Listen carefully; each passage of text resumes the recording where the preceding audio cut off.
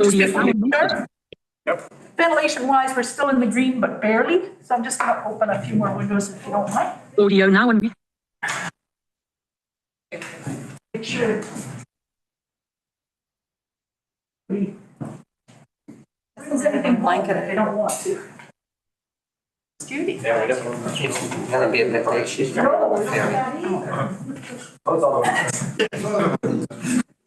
smell it? I couldn't smell it. I have a blushing, but I know it's not.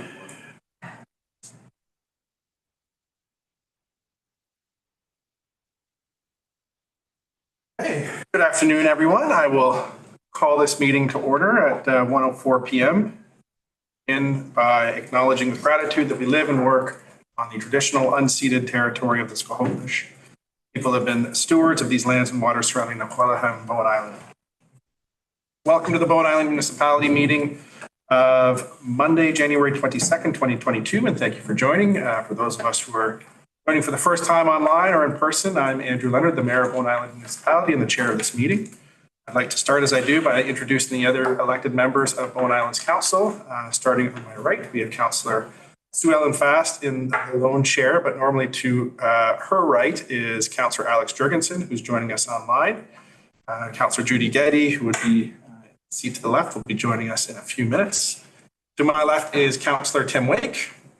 To his right is Councillor Alison Morse, and also joining us online, who normally sits at the end, is Councillor John Saunders. We're also joined by members of our professional staff here this afternoon. We have our Chief Administrative Officer, Liam Edwards, and our Corporate Officer, Sophie Encina, as well as other members of our staff will be presenting and making reports here at the meeting today. This meeting is being recorded, and when members of the public speak, either during the public comments or question and answer period of the meeting, your voice and presence will be included in the permanent recording, which is available at bowenislandmunicipality.ca, or on our YouTube channel, which is available by searching YouTube for Bowen Island Municipality, and where we keep all of our recordings for posterity. This council meeting is an official forum for the conducting of the business of local government. We all love our community. We are all very passionate about what happens here. And I would encourage everyone to maintain a constructive and respectful tone during the meeting, as well as during directing comments for council during the public comment or question and answer portion of the meeting to myself. The agenda for folks that would like to follow along, either online, watching now or later, or in the room, is available at bowenislandmunicipality.ca.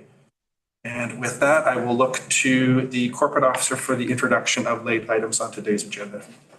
Yes, there are several late items today. There's item 6.2, which is a new item, and that's a proposed amendment to the notice of intent for the Eagle Cliff Cove Bay Connection Project.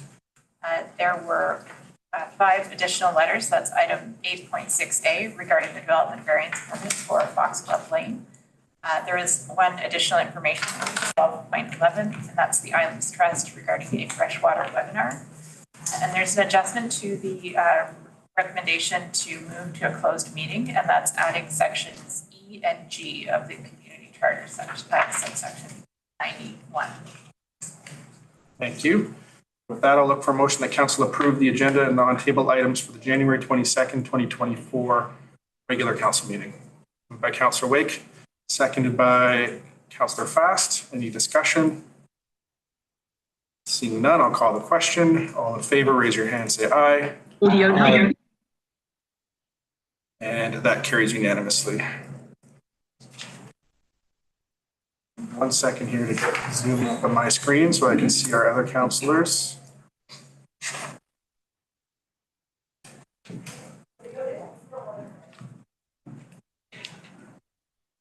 And we'll move on to item 2, which is public comments. I'll look to our corporate officer for public comments today.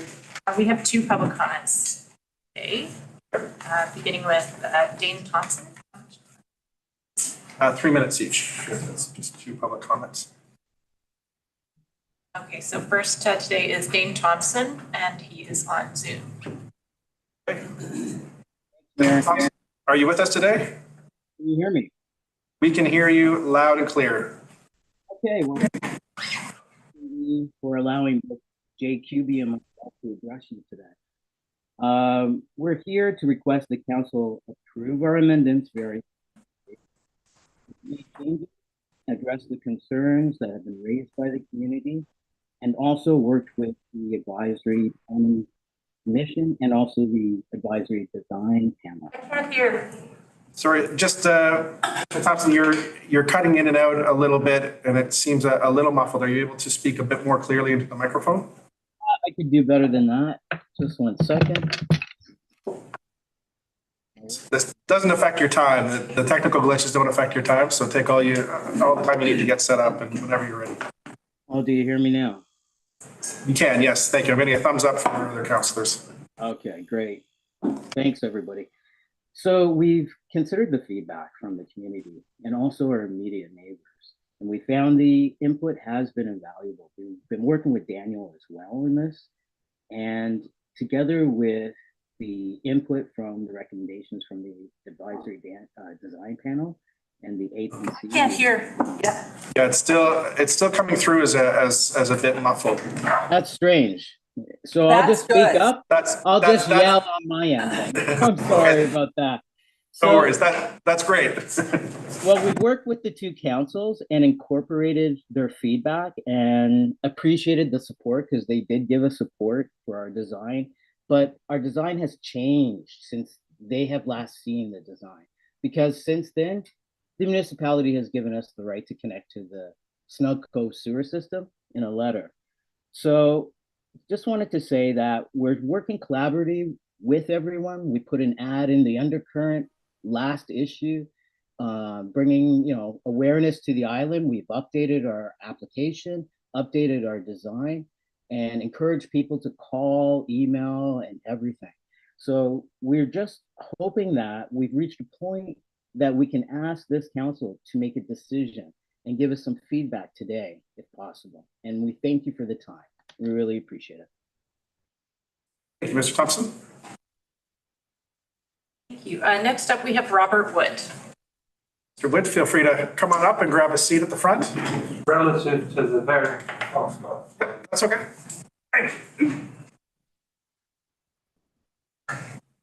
Mr. Mayor, Council, you may remember that when we were here last, we put forward 2 concerns about the variance as it was presented. The new variance that is before you today has certainly addressed one of the major problems, and that is the orientation of the ridge line for the fourplex. Instead of now being across our view, they are coming into line with the other buildings on either side. Great. The thing that actually was also an issue was the height. They were looking for a height variance. It's not clear in the variance as we see it today for everybody that they have addressed that concern. And I was just talking briefly with Daniel here, what I would like respectfully to ask is that they present a scaled elevation from the back showing the ridge lines, showing the design as it will appear from the back in scale, along with the height of the buildings either side. So we can actually see that they are in line. And that's really what we're looking for. That view is important to us. As it is with the current buildings, it's pretty good because we can see in between and we don't lose much of the view. But if it's significantly higher, obviously, there will be some left. And then the last question, or the last point I want to bring up, there's reference here in the new application about one of the units being left as a rental for 5 years. And I thought to myself, wouldn't it be nice if perhaps that was also an affordable rental? And I just put that question to you. Is that something that council will actually go back to them and question? Thank you. Thank you very much. That is all for public comments. With that, our public comments for the day are concluded. Thank you, Mr. Thompson, Mr. Wood, for being here and sharing your thoughts and opinions. And we will move on to section 3, no delegations. Item 4, the consent agenda.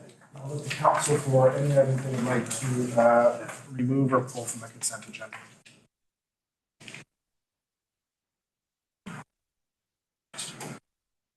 Councilor Wake? 12.5. Letter. Okay.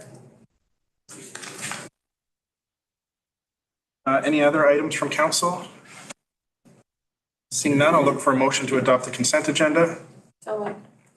Moved by Councilor Getty first, seconded by Councilor Morse. Any discussion? Seeing none, I'll call the question. All in favor, raise your hand, say aye. Aye. Aye. Aye. That carries unanimously. Items removed from the consent agenda, 12.5, which is Tracy Saxby regarding a review of Fortis BC waste discharge authorization applications dated January 9th, 2024. Over to you for this position, Councilor Wake. This is the second letter that we received from Tracy Saxby and IC Describe. And each of those letters refers to very detailed reports done by experts. And I think they raise some very serious concerns, and they're asking for the reviewing authority, the energy regulator, to consider a number of changes before approving it. And I just thought it might be a good idea if we wrote a letter of support. We need to make a resolution. We would need a resolution. So I move we write a letter of support to Environmental Protection and Environmental Stewardship, British Columbia Energy Regulator, in support of the comments made by Tracy Saxby and experts at IC Describe. Seconded by Councilor Fast. Any discussion on this? So I just want clarity if the letter's going to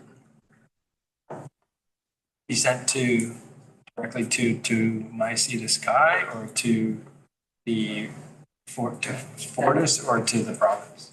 To the province, with a copy to Fortis and My Sea to Sky.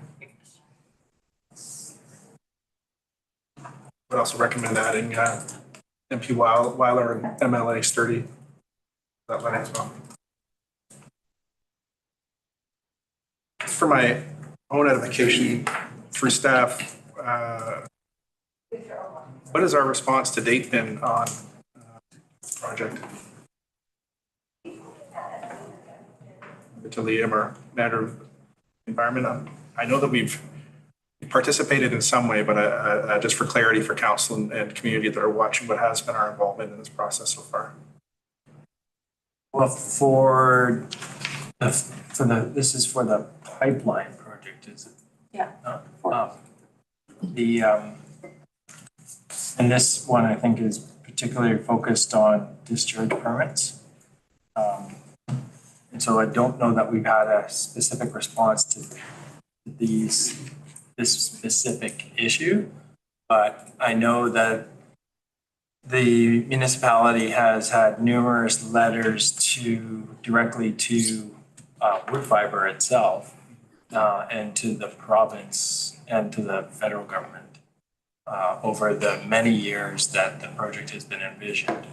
But to my understanding, I don't think we've responded directly to this specific issue. Great, thank you. Councilor Fast. Yes, I agree. We haven't responded to this particular issue, but I believe in the past, I didn't bring my file, but I believe in the past we sent a letter relating to warm wastewater being proposed to be put out there, and but I don't have my files with me. I just remember there's been a number of them, and I support the recommendation. Thank you. Support the motion. Councilor Morse. Can you read the motion again, please, Sophie, because I don't think I liked the wording in the beginning. I had that council sent a letter to the BC Energy Regulator.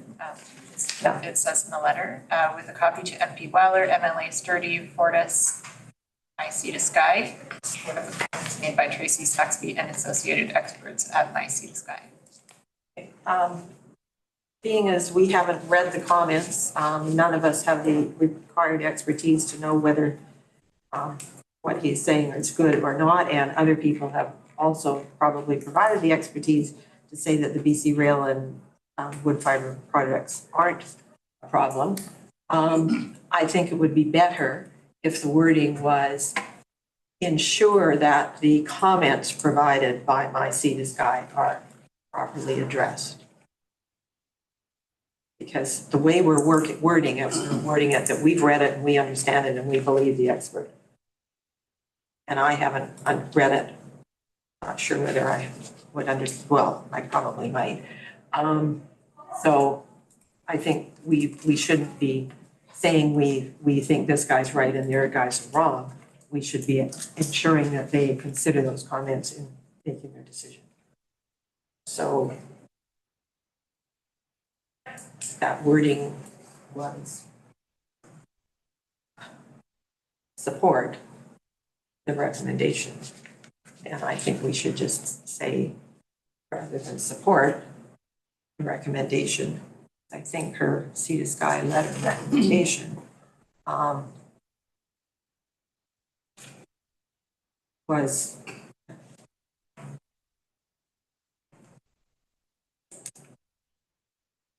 urge you to hold first. The BC Regulator has granted temporary permits. There's no consideration of the significant issues that have been identified. Well, I don't know that they haven't considered things. So I think we just need to say something more along the lines of have considered the issues raised by My Sea to Sky.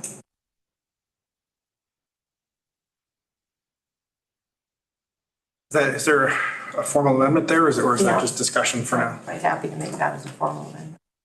I just need a bit of clarity as to what the. Can we stick it up on the screen? I have a suggestion. If you want to go that route, it could be the council send a letter to the BC Energy Regulator with the CCs urging it to consider comments made by Tracy Saxby and associated experts at My Sea to Sky. A little bit louder, please. No, you don't have to repeat, just. That council send a letter to the BC Energy Regulator urging it to consider comments made by Tracy Saxby and associated experts at My Sea to Sky. Is that acceptable? Well, it's better than what was there. With that ringing endorsement of your own amendment, I'll look for a seconder. Seconded by Councillor Wake. Any discussion on the amendment? Councillor Fast. I did read the letter, and the concerns are things like permit documents require detailed design for approval, and these they're not there. How can approval be issued if a demonstrated effective design has not, for groundwater, has not been provided? And the bullet after bullet of from this expert who has worked in Papua New Guinea and all over the world. And I looked at this, I must say, a couple of months ago, so I don't have it all in my mind, but I'm not in favor of softening the amendment. Thank you. Any other discussion on the amendment? I wanted to note that Councillor Getty, Fast, and Saunders were on the speaking order for the main motion, so we can come back to that. Any discussion on the amendment? Councillor Saunders, I see your hand is up. This is on the amendment. This is actually pertaining to Councillor Morris's amendment, yes. Okay. I just wanted to say I'm in agreement with her line of thinking here. I think we want to avoid, at least until we've read it necessarily, that taking sides as much as saying. I think, as Councillor Fast pointed out, there's some probably useful things in that letter that they should certainly be considering. All we're asking them to do is consider them rather than endorsing all of them. So I'm completely in line with what Councillor Morris had to say. Any further discussion on the amendment? Seeing none, I'll call the question. All in favor, raise your hand, say aye. Aye. All opposed, raise your hand, say nay. Nay. Councillor Jurgensen? Sorry, my vote is registered in favor. The In amendment. favor? Okay, so and then nays, just hold your hands up. 3. Oh, sorry, I am in favor. So that carries Councillor Getty, Fast, and Make opposing.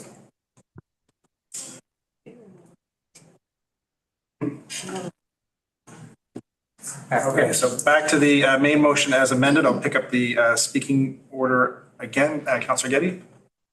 I'm in favor of the original and the watered down, and I think that the contents of the research by the geologist or engineer, I can't remember what his qualifications are, but when I did read it a while ago, it was compelling. So I think that I'm glad Councillor Wake has brought this up, and I'm happy to endorse my sea to sky. Thank you. Councillor Fast on the main motion. I'm in support for the same kinds of reasons as I've said before. Also, this is our part of climate action has to be thinking about how development for fossil fuels affects the waters of Howe Sound that surround us and the biosphere reserve and how we can all live sustainably into the future. So this is why I support the amended motion and the original. Thank you, Councillor Fast. And Councillor Saunders, you were also on the speaking list for the main motion. Did you wish to make additional comment? No, I got my 2 cents in. Thanks very much. Thank you. And before I call the question, I'm in favor of either motion. My preference was to the softened language, is given that council in and of itself isn't necessarily a technical body, and without the commentary of staff and analysis of staff, I would be a bit hesitant to give a full-throated support of a letter that didn't have that second level thoughtful review. So I'm happy to vote with the current motion as is, and with that, I'll call the question. All in favor, raise your hand, say aye. Aye. And that carries unanimously. Thank you. Moving on to business arising from minutes, 6.1, ratification of resolution made at the January 15th, 2024 Committee of the Whole meeting. Everybody was present for that. Councillor Getty? Prepared to move the recommendation. Feel free.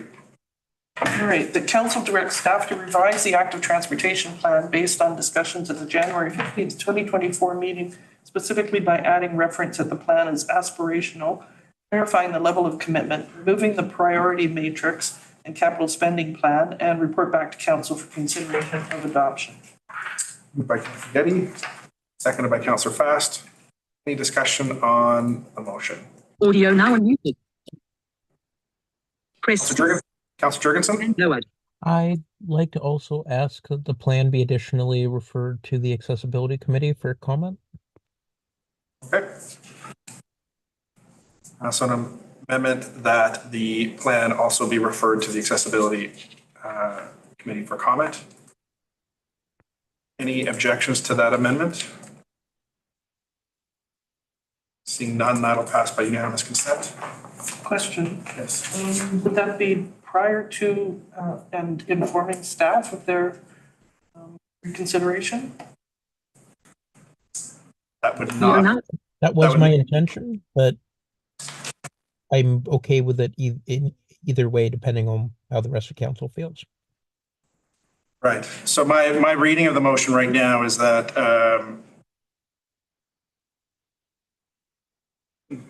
this will go back to staff, have those parts changed as read in the motion, and then forwarded to the Accessibility Committee for comment. And I would assume that both the comments and the plan would come back at the same time. Audio now unmuted. That would be my understanding as well. So did I see your hand up? Yeah, I was just looking for that clarification too, because the Accessibility Committee was part of the Committee of the Whole. Yeah. That reviewed it. So we're wanting it to, just for clarity, go back to the Accessibility Committee prior to coming back to council. Audio now unmuted. That's Correct. Councillor Jurgensen's intent, yes. That was my intent. There was some accessibility issues with the actual document of the plan. So that would just allow for some additional time for that committee to be able to actually review it. Thank you. And Councillor Fast, then Councillor Morse. Thanks. I'm as long as this doesn't slow down the process, then I'm fine with referring it to the accessibility committee. I'm on the accessibility committee as well, and I know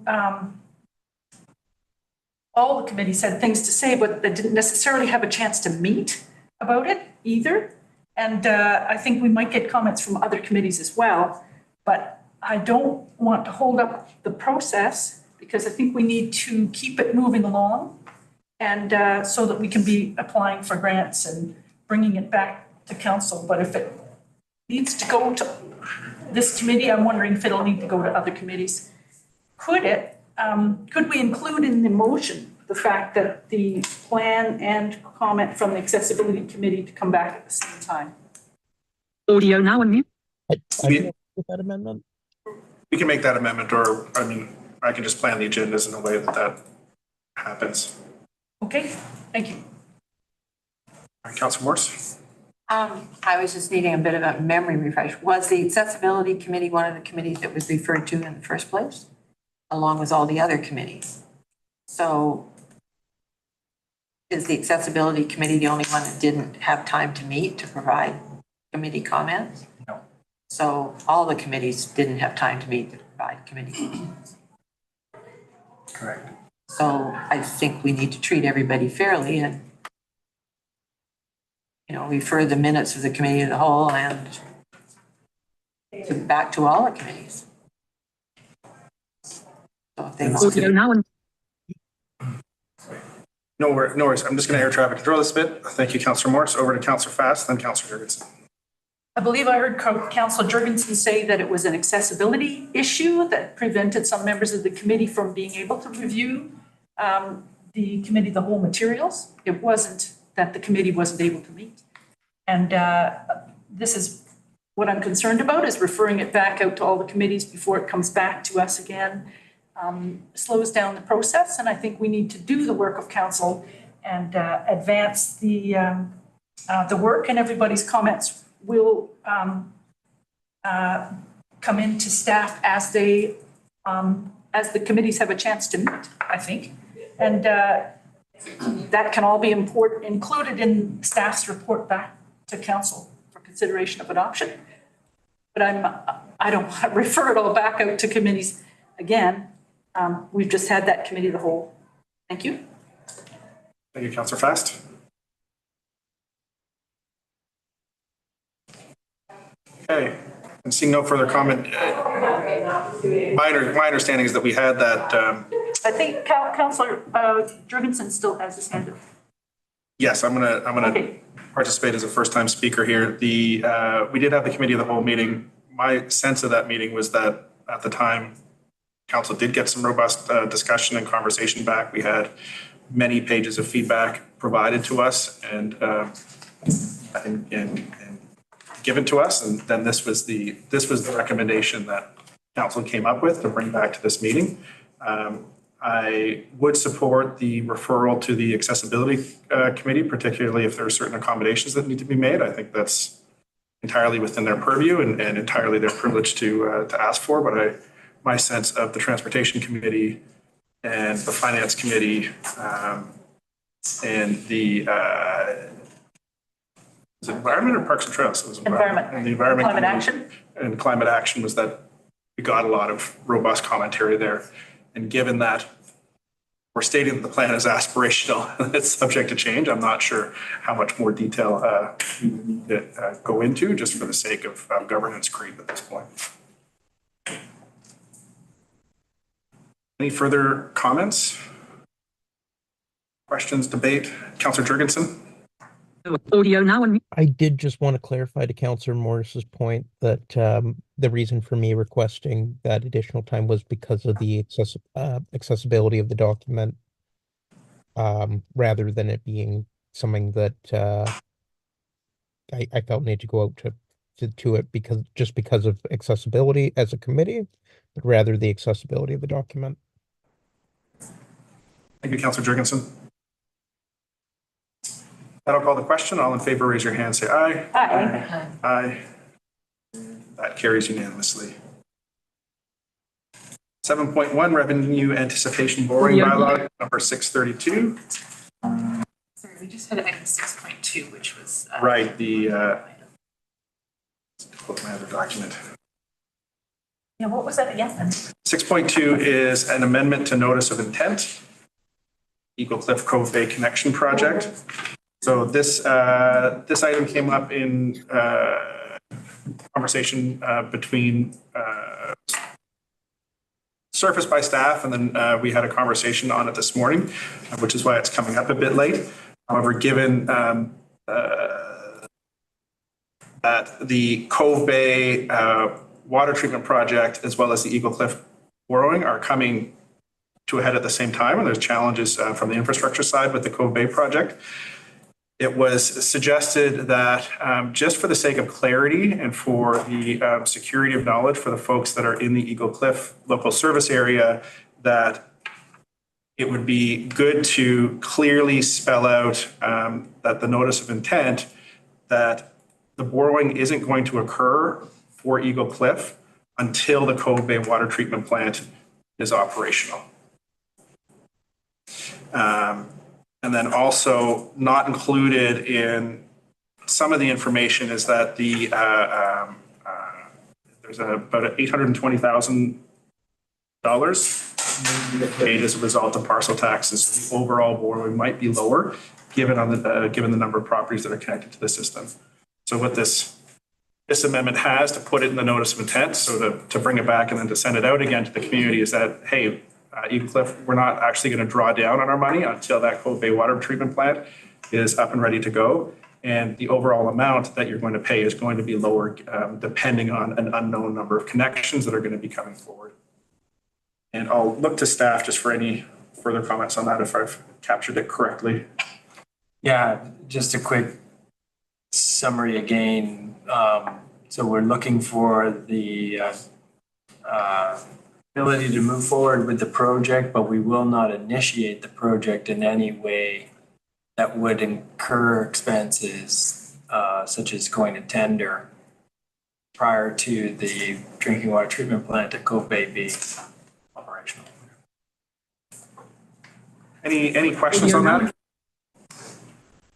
Comments? Okay.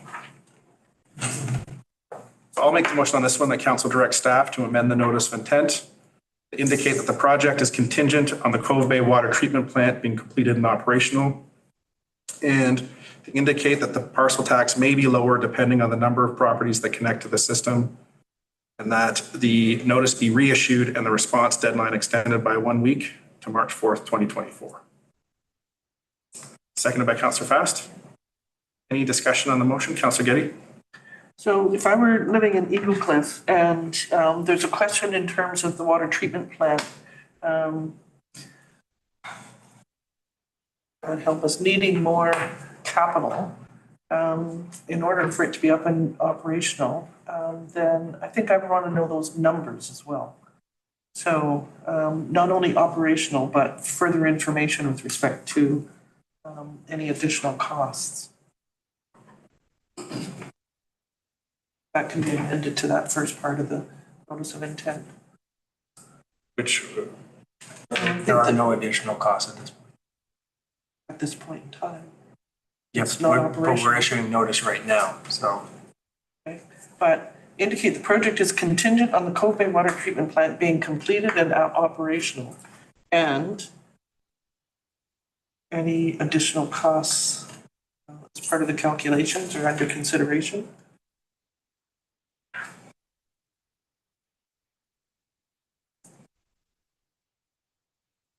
What would we do differently at that point?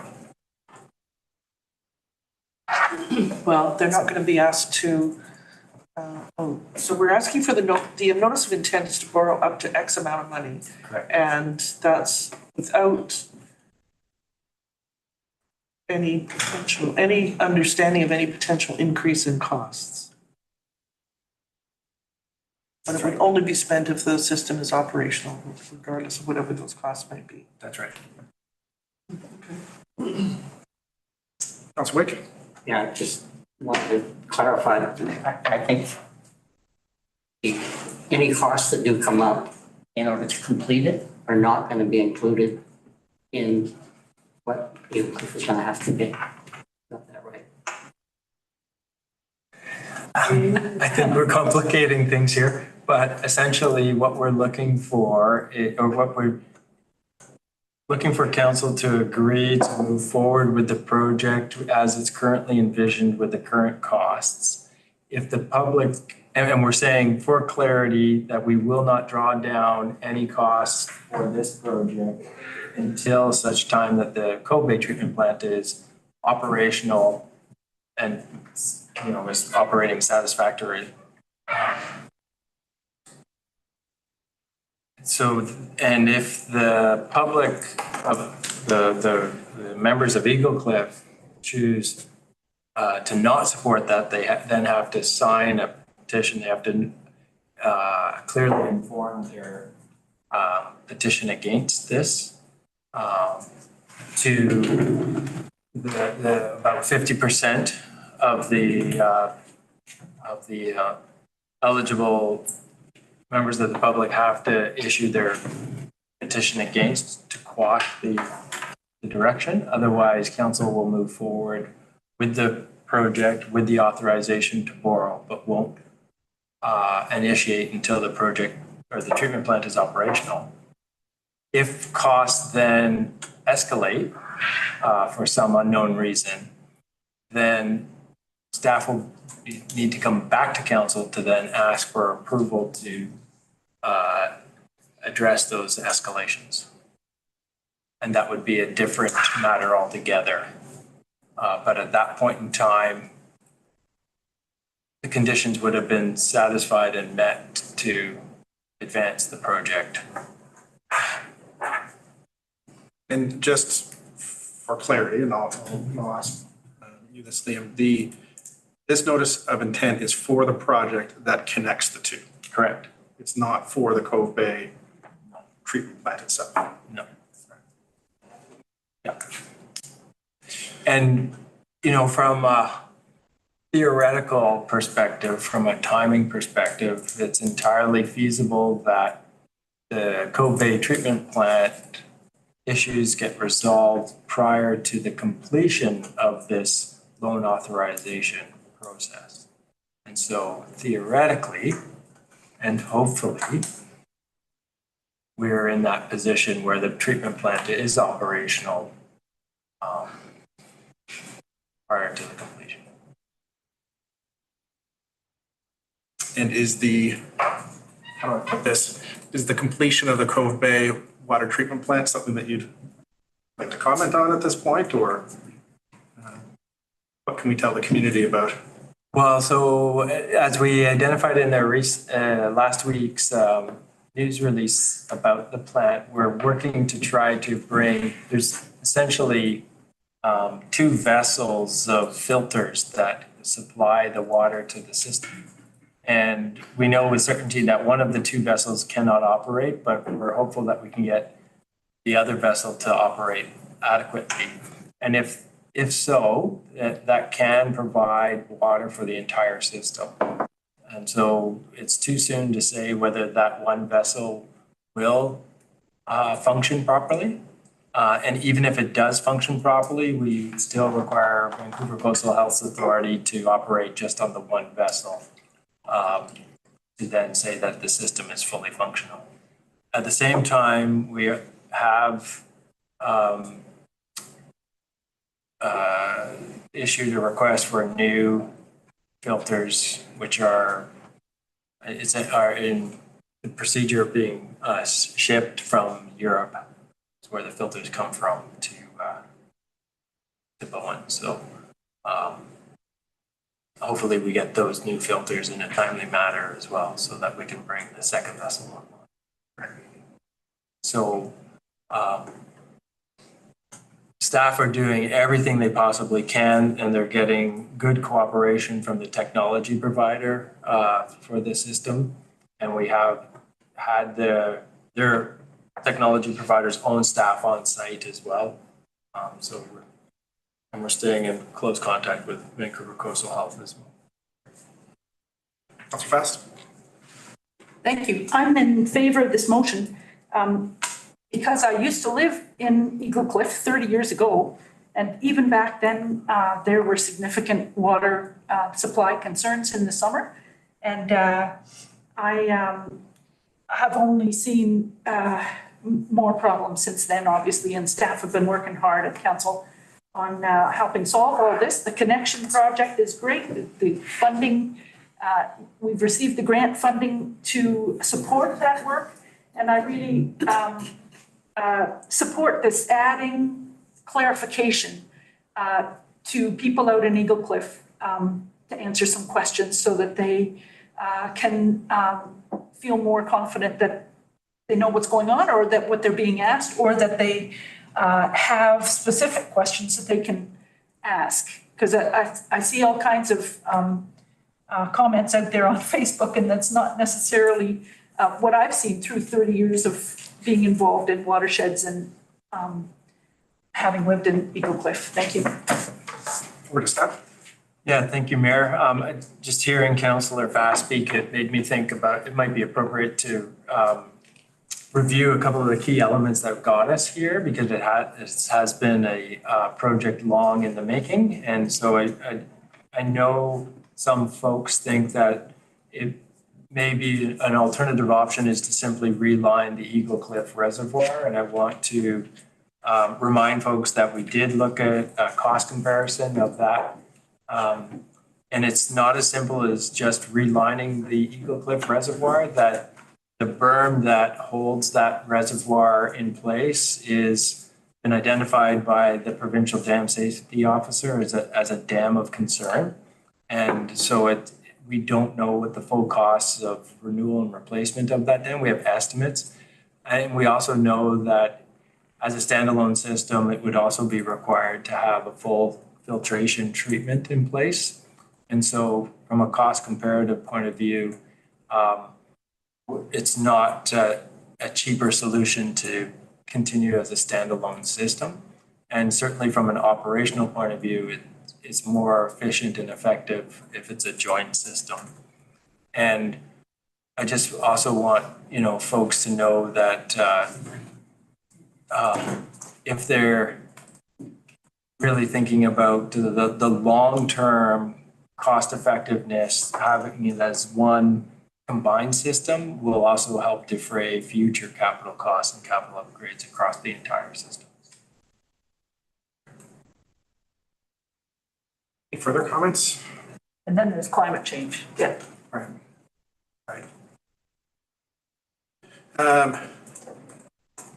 Yeah, so just to sum up the conversation, what I am encouraged by is that we do have enough filters to get one of those vessels up and running and at least begin the testing process and getting us down the road for commissioning. That one vessel has the potential of being able to supply the entire current system with water, which is a huge positive.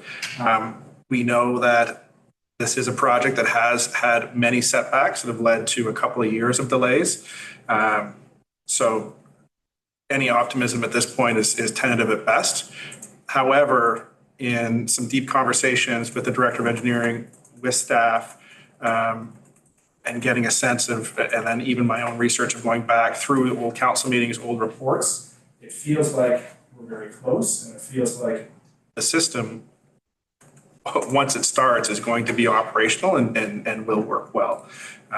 That's the take I have on it now. I'll be touring the system in the near future as well and continuing to talk to our staff and our Director of Engineering, knowing that they are equally as frustrated with the lack of progress. Then what we're trying to do here, given that this Eagle Cliff boring project is now bumping up against that, is to provide a sense of security for Eagle Cliff residents that you're not going to be paying for something that isn't up and running yet. And to spell that out, and I think it's council's job to be able to spell that out with a clarity that can give the folks in Eagle Cliff some security and knowing that they're not going to need to pay parcel taxes until the Cove Bay system is up and running. And that system should be up and running soon. But, you know, we might see part 37 of the saga continue to unfold. With that, I'll call the question. All in favor, raise your hand and say aye. Aye. Aye. And that carries unanimously. Thank you.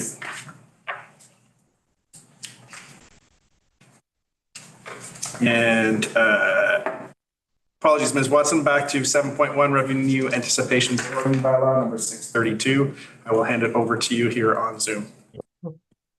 Thank you, Mayor. Through the mayor to the rest of council, there is a bylaw in front of you today. It's called a revenue anticipation bylaw. I will let you know that I did have at least one email from a concerned member of the public asking if we are indeed bankrupt. The point of a revenue anticipation bylaw is it's a cash management tool. We are in a place right now where we have intense capital expenditures where we're putting out a lot of money at the moment, and we will not be getting any new influxes of new cash until at least June. So that's a 6-month period that we have to go where we don't expect any significant influx of cash. We do have significant cash to get us through. I mean, if I look at our bank balances today between our investments and our bank accounts, we have about $12 million, but most of that money is actually tied up in investments that, if any of you have experience with investments, sometimes it's not the best, most opportune time to divest yourselves of those investments. You wouldn't want to sell at the wrong time. So this year we do have about $6 million of our money that's invested with the Municipal Finance Authority. We have about $6 million invested in a short-term bond fund. Now, if we were to sell units of that fund in order to raise the cash that we need to spend and pay for our operating expenses, we wouldn't be taking a loss, but we would be missing out on the opportunity for some very much anticipated gains that we expect to see in the next 12 months or so. So we don't want to divest ourselves of those units that we're holding. They are bond units, so they tend to go in the opposite direction of interest rates. When we see interest rates, if they do indeed come down as much of the expectation is for this year, then we anticipate the value of those units will start to increase. We don't want to lose that opportunity for investment revenue this year. So it would make sense that if there are some short-term cash flow issues, that we don't want to have to sell those units. So what we would do is we would look to revenue anticipation borrowing. It's a line of credit that we can access to pay operations expenses in the short term. And then once our tax revenue starts to come in the month of June, then we would immediately repay that money. So absolutely, we are not anywhere near bankrupt, but we are in a very unique position of having these intense capital expenditures. We've got holdbacks to pay, timing between grant funds and large donation for the community center project.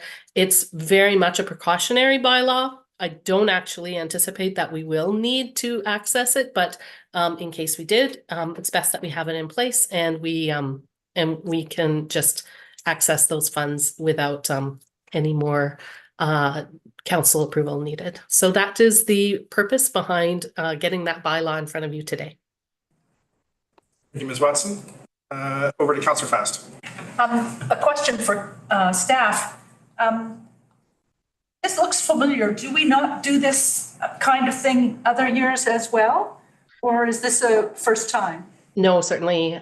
We haven't had to do it for several years. We've had big unanticipated grants from the provincial government that we've been sitting on. So we've had big stockpiles of cash that we've not needed to do it. But certainly in 2013, 2014, 2015, back then, you will see revenue anticipation bylaws.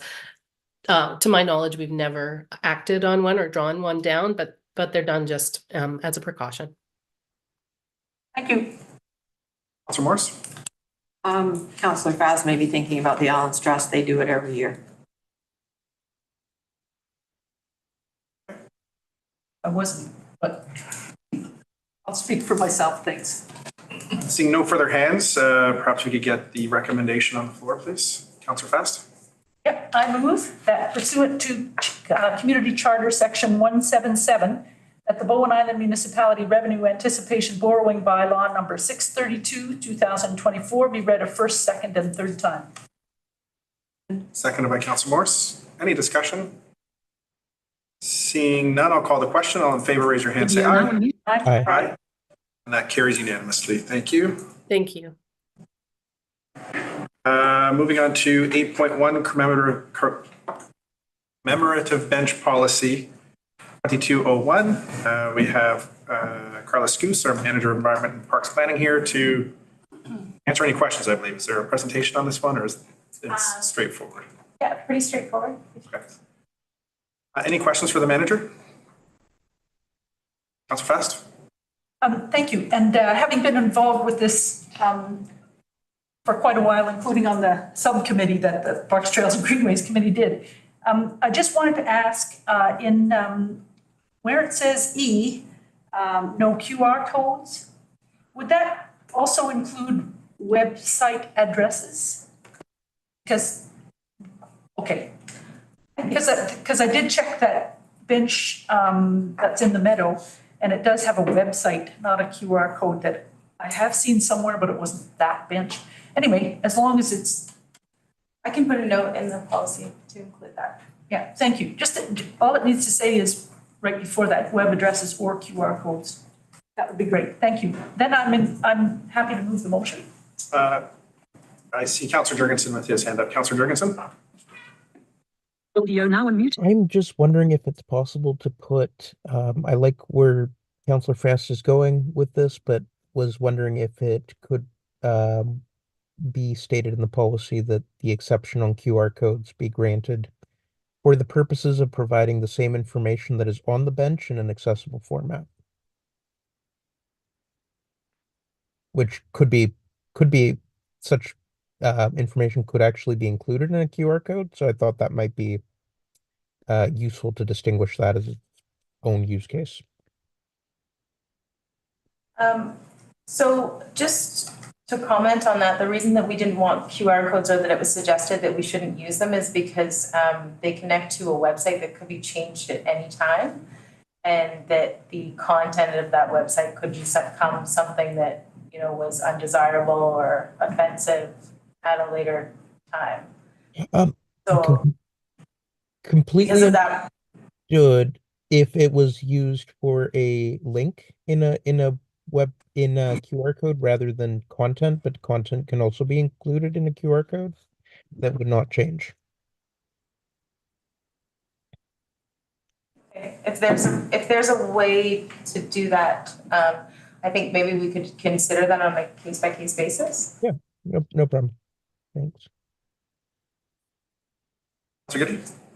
I had a little bit of email correspondence with Carla about this, but in general, I would recommend that the guidelines that are in the permit are identical to the guidelines that are in the policy, so that there's no differential. There were a few minor changes with respect to that, but otherwise, excellent. Okay, thank you. With the speakers list clear, Councillor Fast? Thank you. I move that council adopt the commemorative bench policy 2401 as amended at the January 22nd, 2024 regular council meeting. Moved by Councillor Fast, seconded by Councillor Getty. Any further discussion? Seeing none, I'll call the question. All in favor, raise your hand, say aye. Aye. Aye. And that carries unanimously. 8.2, renaming Pebble and Crayola beaches. Once again, our manager of environment and parks planning. I could speak a little bit on this, or if you want to just answer a question. Okay, So when the Parks plan was developed, we included the section on First Nations culture. We had consulted with a cultural advisor from the Squamish Nation, Cheryl Rivers, and she provided the First Nations content and perspective for the Parks plan. So one of the recommendations and the goals had to do with renaming key sites of significance within our parks and trails. We actually started on this initiative several years ago, but found at the time that it was quite difficult to ask for a place name from the Squamish Nation. They didn't necessarily have a process in place, but they do now. So we can request and receive a Squamish name for a nominal fee, and it's a very simple process. And I think in this case, we have some really practical reasons behind it. So that's why the initiative has come back up, and I hope to move forward with it. All right, I'll look to council for any questions of the manager before looking for a motion. Councilor Jurgensen? Audio now. Sorry, through the chair. Just a question that if we got a Squamish name back, would that become the name of the beach in whole? Or would it be just using Nachlolachwam as an example, Nachlolachwam Beach? Or simply Nachlolachwam, just trying to capture what the intent there might be. Press CMD. Through the chair, yes, good question. I think in the case of these two beaches, these names would replace the two beach names rather than be in addition to them, because Pebble Beach was too confusing with Pebbly Beach, so we want just an entirely different name. And then with the Blue Water / Crayola Beach, I think also an entirely different name solves the problem of any kind of disagreement over what the name is. Audio now unmuted. Sorry, my question was actually whether the word beach would be included in the beach name after the name. Yes, I would say yes. Audio now unmuted. Any further questions? Councilor Fast? Not a question, prepared to make a motion. Go ahead. Okay, I move that council direct staff to request Squamish language names from the Squamish Nation to replace two municipal beach names, Pebble Beach in Cape Roger Curtis and Crayola Beach in Blue Water. And that council direct staff to submit the Squamish language names to replace Pebble Beach and Crayola Beach to the British Columbia Geographical Names Office for official review and adoption. Thank you. I'll second that. Any discussion on the main motion? Councilor Fast? Well, I'll just speak to it briefly. I've having been following and supporting reconciliation action on Bowen for some years, and having seen the process through which the Parks Plan was developed. And then and the kind of public input that we received, and being on the library board where reconciliation action has been taking place, and part of the naming of the little gathering stage site out there, Eagle Rising, I believe. Anyway, I think this is a good move forward from reconciliation point of view, and it also solves some emergency response and wayfinding issues, and also the ones identified in the staff report. And so I'm in support of the motion that I made. Thank you, Councilor Fast. I'm very much in support of this. I think this is consistent with what we're seeing in other parts of Howe Sound, and particularly the biosphere region, and the action taken from the Sea to Sky corridor into the marine stewardship area, where we are seeing Squamish place names replacing the colonial names. So thank you very much for your work on this, and I would absolutely support this. That'll call the question. All in favor, raise your hand, say aye. Aye. Aye. Audio. Aye. And that carries unanimously. Thank you very much. Item 8.3, Snug Cove Medical Assured Loading Policy 2402. We have our bylaw services supervisor, Doug Woods, here. Any comments on this, Mr. Woods, or just here to take questions? I'll take questions. Any questions for the bylaw services supervisor? Councilor Morris? I had a suggestion on, are we going to refer it to specific groups? It's for, the motion is to post it out there for public comment. But I'm thinking we should specifically ask the physicians on the island for comment and maybe the accessibility. I don't know if there's any other committees or any other groups, but I think specifically we should send it to the physicians on the island and ask them for specific. Yeah, I agree. Yeah, we'll put it up to anyone I can think of that's. Councilor Geddes and Councilor Fast. There were two of us on the transportation committee that were working on this. And we had two delegations from the Dog Ranch and Wagsville. So I think they'll catch it in terms of public comment, but it might be good to have a specific referral to the transportation committee. Yeah, agreed. Councilor Fast. Thank you. I'm in support of this staff recommendation. I'd be happy to make the motion. I see that staff consulted with the Caring Circle, Vancouver Coastal Health, Life Labs, and BC Ferries already on drafting this policy. And I like the idea of making the accessibility committee aware of it.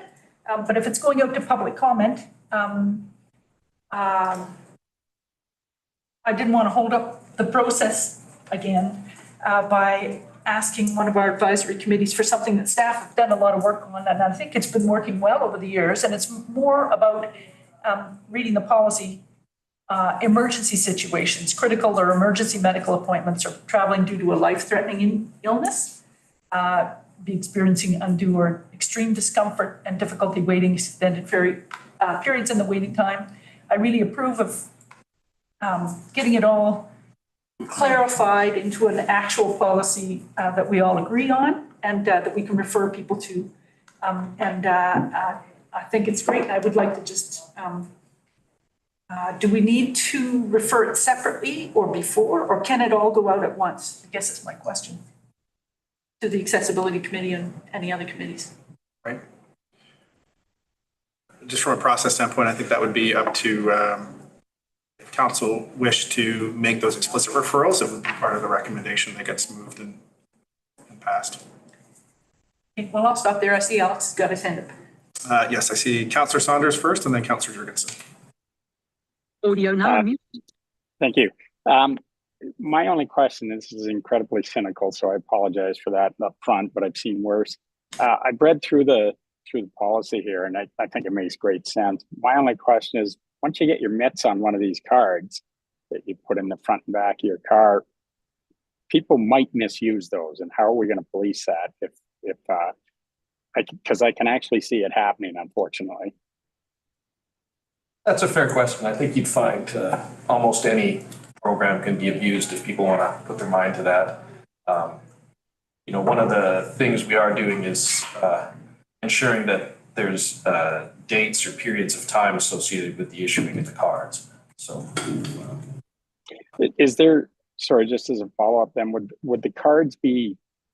I don't know. Are they one-offs, or is that the intent, or would somebody? Okay, I've got a card, and even though I'm only going to the hospital once here, I've still got it 4 months later, sort of thing. Or do we have any idea of how that would work? The cards themselves have the dates written or printed upon. Yeah. Okay. And they're issued at the front counter. Yeah. All right. Yeah, I didn't realize that they were going to have stop dates essentially. So that actually more or less answers the question. Thank you. You, Councillor Saunders. Councillor Jurgensen. Audio now unmuted. Agreeing with Councillor Fast on not wanting to hold up the process, but definitely wanting to add a referral to the Accessibility Committee to the recommendation. Thank you. Audio now unmuted. See no further speakers. Councillor Fast, I believe you said you were prepared to move the recommendation. Yes, I'll move that council direct staff to seek public input and the input of the Accessibility Committee, Advisory Committee, on the draft medical assured loading policy 2402 prior to consideration and adoption by council. Amend that to add the transportation. Seconded. Oh, sorry, I forgot, yeah. And the transportation Okay, committee, and the accessibility committee, correct? Yep. those two. So with that on the floor, Councillor Morse? Can we take it as a given that the medical practitioners on the island will be consulted, or do we need to add them? If you want, you can, but I was gonna reach out to them regardless. I'll add, and the medical practitioners. Positions, I guess, yeah. They need to agree on how they're gonna sign the letters, because some of them are, you know, will be looser than others on the criteria. Right. Well, that's their prerogative as medical practitioners. Practitioners. So let's have that read back and then we can get the whole thing seconded. So I have that council direct staff to seek public input and the input of the Accessibility Advisory Committee and the Transportation Advisory Committee on the draft medical assured loading policy 24-02 prior to consideration and adoption by council. Moved by Councillor Fast, seconded by Councillor Getty. Any discussion? Seeing none, I'll call the question. All in favor, raise your hand, say aye. Aye. Aye. Opposed? And that carries unanimously. Thank you, Mr. Woods.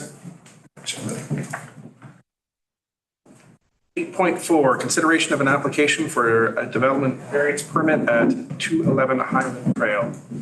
Over to Mr. Backen, our Island Community Audio Planner. now.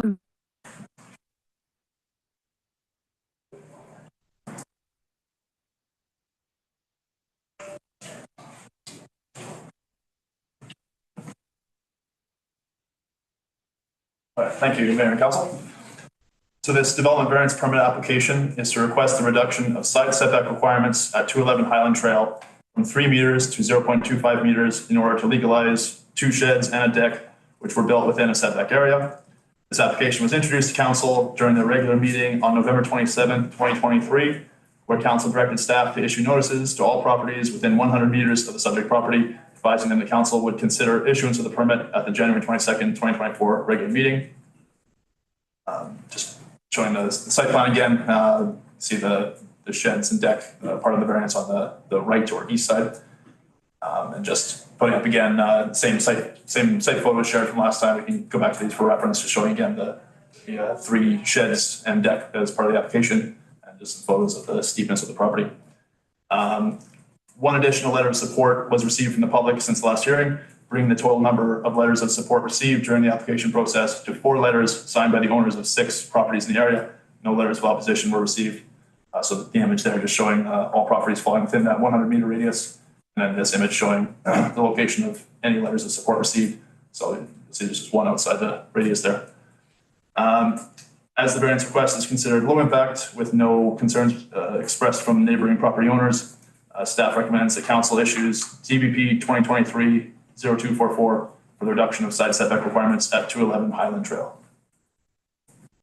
Are you happy to make that motion? Absolutely, go ahead. The council issue development variance permit DBP 2023-0244 for the variance of side setback requirements for 211 Highland Trail, legally described as Lot 9, Lot 2, Block 6 to 8, District Lot 1552, Plan 4712, PID 011397853.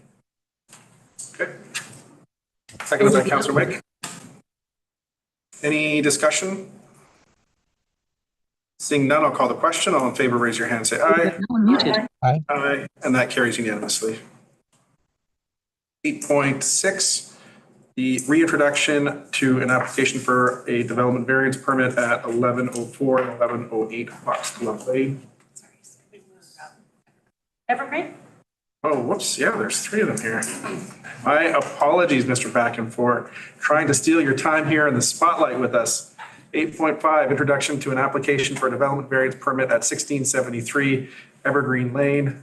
Back to Mr. Backen, our Island Community Planner, and thank you so much to our corporate officer for keeping me safe. Audio now. Thank you, Mayor and Council. So in October 2021, a development variance permit application for the newly subdivided property at 1673 Evergreen Lane was submitted by the developer and approved by the council at the time. The lot has since come into private ownership. However, a new dwelling was not applied for nor constructed before the expiry of the variance permit's 2-year validity. Under the Local Government Act, there is no option for the extension of a DVP. The property owner, Laird Pierce, has therefore resubmitted the application for variance.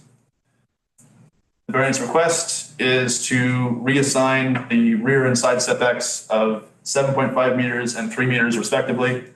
Property setbacks as applied under the bylaw assign a larger setback on the sides of the property and a smaller setback at the ends of the property, which is the inverse of what's typical, giving large front and rear yards with a narrow side yard. The setbacks apply oddly due to the driveway connecting to the property on its long side rather than at its end. If reapproved, the variance will allow the future dwelling to be located as far as possible from neighboring dwellings and the adjacent public viewpoint to the north. The lands to the south are under a park designation. Notices were circulated to area landowners, posted online, and in the undercurrent. 2 letters of support were received from neighbors of both adjacent properties, being on the north and east sides. With no negative impacts foreseen and no opposition from the public, the recommendation is that council direct staff to issue notices for consideration of the variance for 1673 Evergreen Lane at the February 26, 2024 meeting of council. Okay. Thank you. Over to council. Perhaps I'll just look for council to make a motion on this one. Councilor Fast. Yeah, I'm in support of this, so having, and I know how wonderful that little small public viewpoint is, so I appreciate this. I move that notice be given. Council will be considering the issuance of development variance permit DVP 2023-0300 for the variance of Section 4.25.21 of the land use bylaw for 1673 Evergreen Lane, legally described as Strata Lot 3, District Lot 492, Group 1, New Westminster District, Strata Plan BCS 3421, together with an interest in the common property in proportion to the unit entitlement of the strata lot as shown on Form V, PID 027933-792 at the February, today is not February 26th. No. Oh, for consideration at the February 26th, 2024 meeting of council. Sorry, too many numbers. That council authorize staff to give notice for the consideration of, what is this second part? Same? Yeah, it's always written up that's.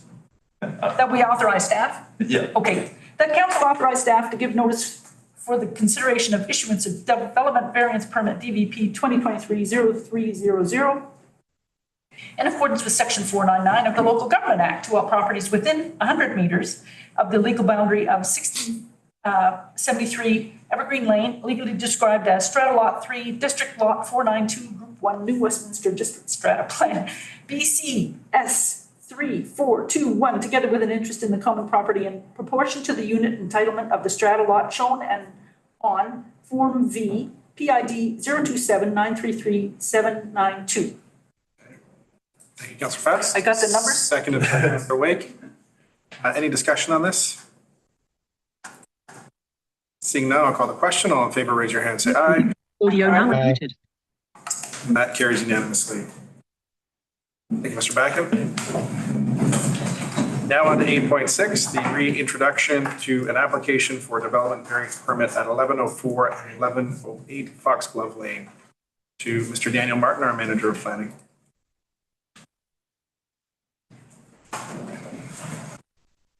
Thank you, Mr. Mayor. Audio now. Sorry. Yes, I'm here today. Oh, sorry. Councilor Jurgensen? I would just like to recuse myself from this Okay. particular item. And just as a conflict of interest? Yes. I believe Looks like you I'm talking. state the reason of the conflict. Just my residence being within And lowered. 100 meters of these properties. Thank you. Messages. We will send you a quick email or a text when this item is concluded. Thank you. Okay. You must. Now, Over to you, window. Mr. Martin. Give feedback and cancel button. Cancel. Give feedback. Leave meeting. Leave meeting. Thank you, Councilor Jurgensen. Mr. Martin. So I am back again tonight with a variance permit application on Foxglove Lane. So this consists of an application of 2 of the lots on the upper part of Foxglove Lane off of Miller Lane, sort of within the Snuggcove area. Just by way of refresher for council, this was originally introduced to council in May of 2023. And at that point, it was referred to the APC and the ADP, and those referrals took place in July. I think July actually, and then September for those 2 referrals. And then in September, in the fall, what happened to this application was that upon completion of the Snuggcove sewer, the first phase of sewer upgrades, that this property was able to be connected to the sewer. So council will remember the previous application had a septic field at the back. And so this fall, we were able to offer connections to this property and the other properties in the Foxglove development.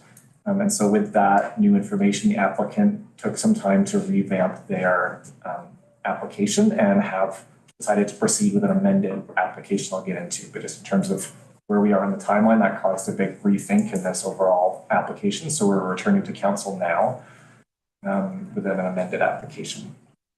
And so this is sort of presents what is in this application is that what we presented in May had a number of variances requested, and the applicant now is asking for a single variance. So that's to the maximum FSR or the floor space ratio permitted in the zone.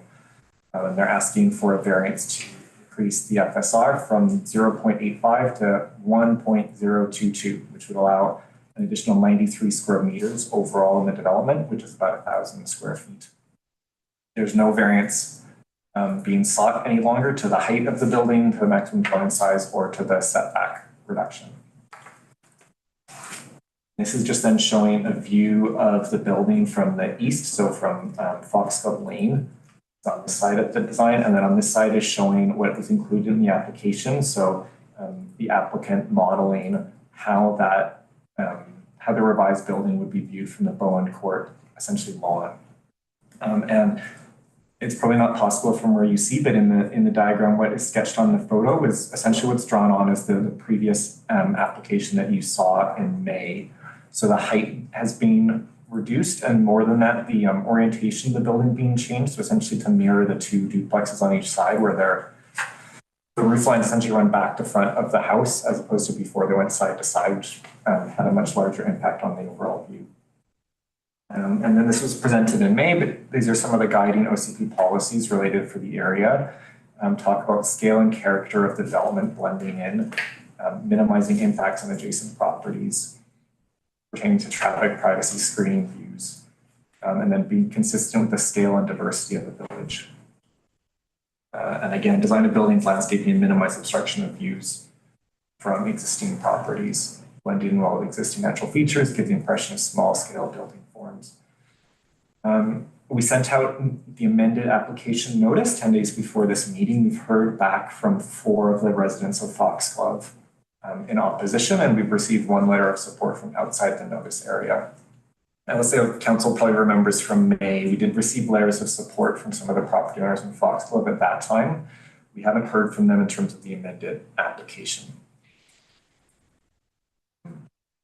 And just finally, before and included in the application as well, the applicant has offered to include a restriction such that one of the units within the building would have restrictions that it would need to be a rental unit for the first 5 years following occupancy. And that would be enshrined by a housing agreement prior to occupancy being granted for the building, and would run for 5 years after occupancy. And so the recommendation at this point is that notice be given. This is a shortened version, but notice be given for the February meeting of council. Council authorized staff to give notice, and that it be referred again to the Advisory Planning Commission and the Advisory Design Panel for a recommendation. Thank you, Mr. Martin. I'll look to council for any questions or comments for the planner, starting with Councillor Morse, Councillor Getty, and then Councillor Lake. I just want to clarify. So it looked to me on the drawing, but there wasn't a line that the 2 buildings that are already built on either side, the roof line is exactly the same height. It's matching the height of those existing. So it's no higher.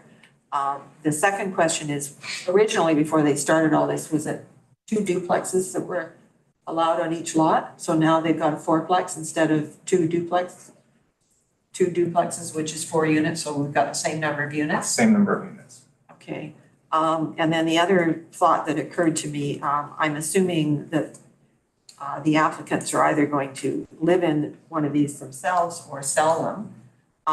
Why is maybe one of the units being offered as a affordable purchase unit?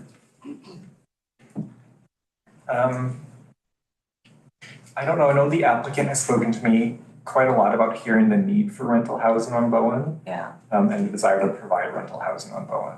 To answer that question, it's important for me. Sorry, Mr. Thompson, you're not recognized to speak at this point. It's just a discussion with council. If we do need you to speak, I will call on you as part of the meeting. Fair enough. And you haven't heard from Snug Cove House, or not Snug Cove House, but Bowen Court, except for the presentation, which we've now received, so the height. Okay. All right, thank you. Councillor Giddey? I understand the differences between the original application and what's presented today, but it's been added to the agenda as further amendments.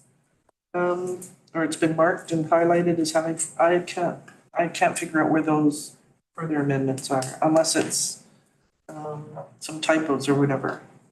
Any idea? It was a late item with amendments, I think.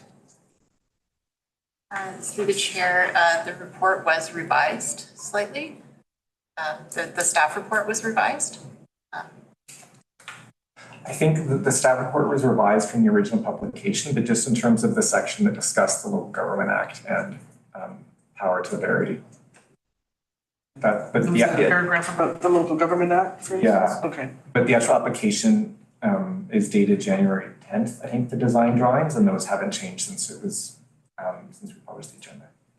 All right. So the if I may, it's not a follow-up, it's a different one, but there was some letters about the ability for a variance permit to speak to density. Your interpretation of the case law is that this is not dealing with density and that we can continue the discussion under variance permit? Yeah. Correct. Okay. So that's something that I need to look into a bit more. I don't quite understand it, but if this is in the floor space ratio is increased, is that increase potentially the number of people that are in a unit from 3 bedrooms to 4, for instance? Potentially on the configuration, more I think would be from 2 to 3. And what, if any, effect does that have on the sewage volume? Because this is all contingent on that optimistic view about sewage capacity. I mean, I think our calculation essentially is that is based on attached dwelling versus detached. So our modeling is just attached versus detached as different projected occupant load. So that won't But change the that won't change the projection.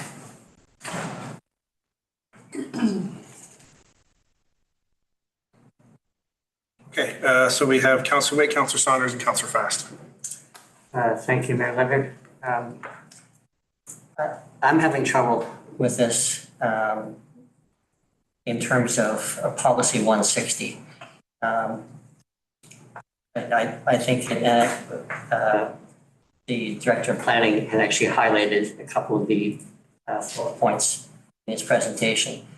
But it says the municipality will consider applications for townhouses in the village residential designation, provided the following criteria are satisfied.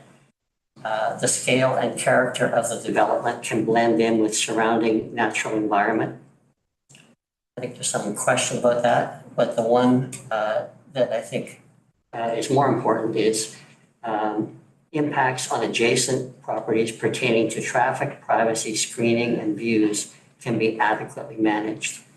And I think the letters we've received have indicated pretty clearly that this is a departure from what was initially planned there.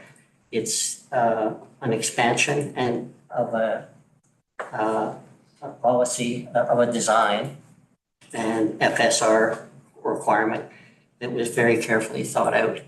And part of that, I think, was to try to keep it affordable.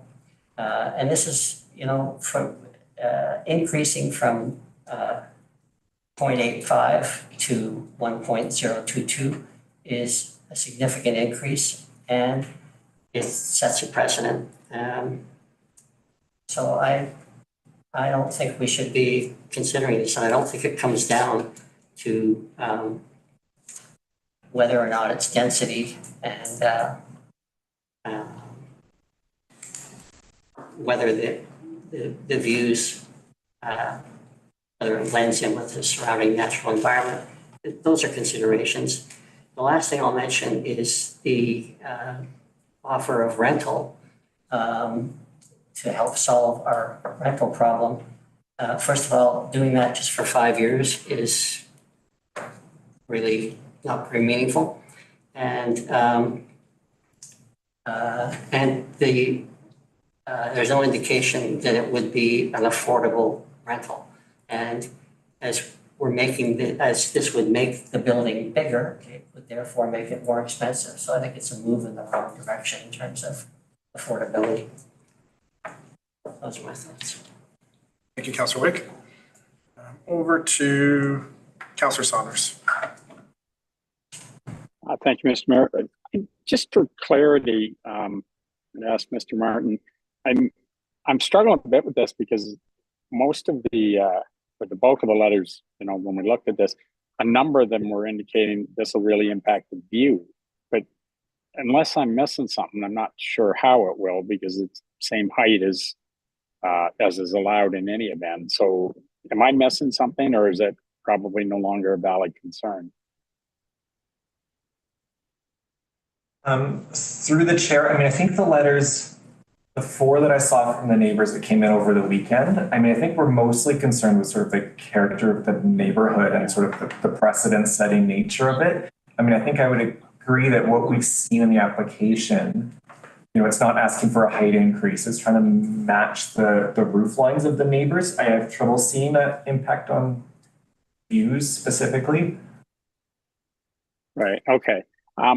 And I guess follow up to that then, in terms of the scale and character blending of the surrounding natural environment, I understand Councillor Waite's concern. I certainly get that, but one building being there or another building being there, I agree that the increase from 0.8 to 1.0, whatever it is it's an increase, and I wouldn't categorize it as a massive increase. I'm trying to understand how this particular this variance would actually change this point of policy 160. I'm not seeing that the increase. It just strikes me that having a building there is having a building there, and and then depending on height and size, etc. I don't know. I'm just struggling with how that happens, and I don't think there's I'm not asking you for an answer, Mr. Martin. I'm just kind of voicing my not sure what's happening here. Thanks. Thank you, Councillor Saunders. Mr. Martin, do you have an answer?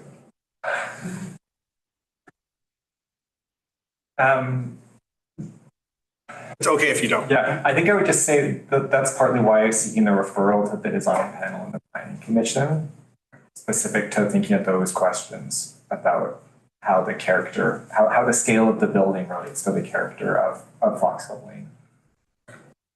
Thank you. Councillor Fast, and then Councillor Morse. Thank you. I'm having similar troubles to Councillor Wake.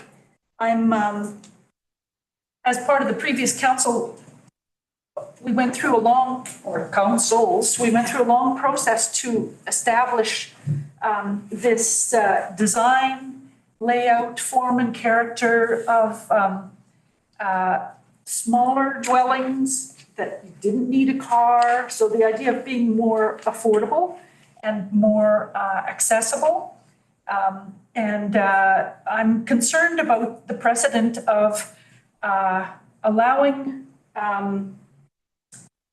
what looks to me like an upzoning for potentially making all those buildings have to pay a higher property tax for one thing.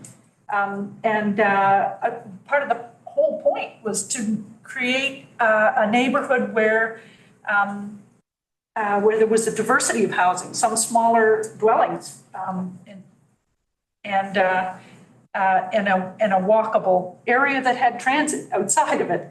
And so I'm concerned that I think that the original design and vision that was approved for this neighborhood be upheld so that the same rules apply for all. That was part of the point of approving the rezoning. And I think that's part of the function of us as a council is fairness so that everybody has the same rules to follow. And the idea of